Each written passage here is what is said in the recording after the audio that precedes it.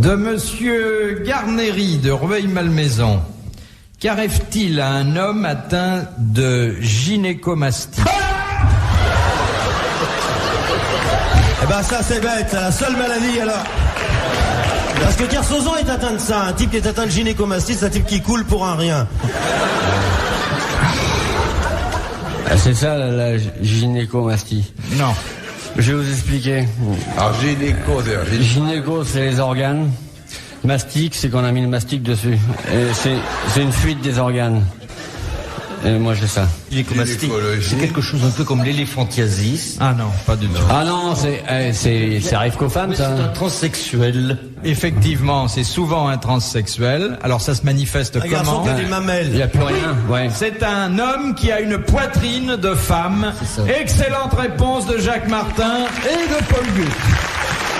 Non, Monsieur Castelli. Alors vous n'êtes pas gâté sur ce plan-là non plus, hein?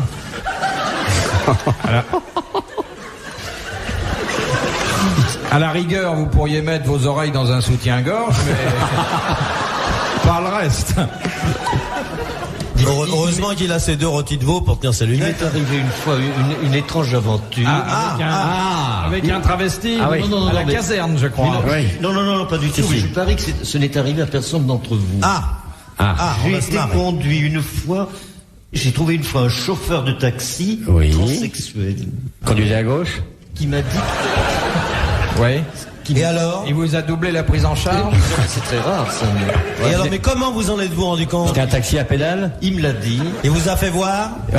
On a parlé, on a sympathisé. Bah oui. Ah ouais, sûrement. Ouais. Ouais. Il n'était pas gêné pour tourner son volant? Non. Il vous a fait goûter comment c'était, non?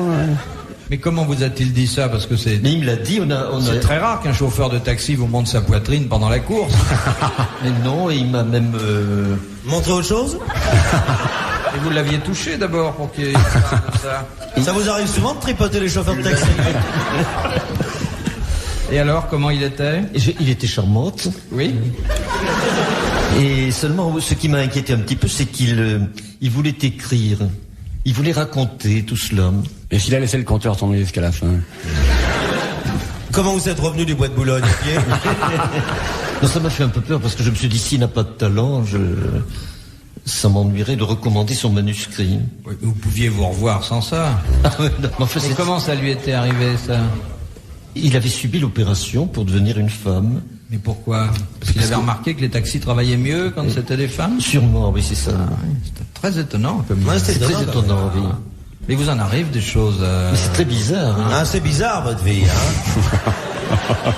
C'est une vie très étrange. Vous auriez en faire un livre de ça, hein? Je ne crois pas quand même. Enfin, c'est très surprenant. Je le revois. Paul Gut, le transsexuel dans un taxi. C'est un joli titre, ça. Vous le revoyez?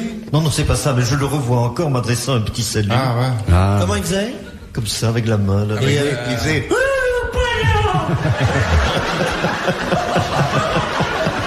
Ah, ça fait peur, hein? Et vous avez aperçu que c'est un transsexuel parce qu'il conduisait en marche arrière tout le temps ou pas? Et après, vous n'avez je pas l'ai vu. senti au changement de vitesse. Ah, qu'il est grossier! Ouais.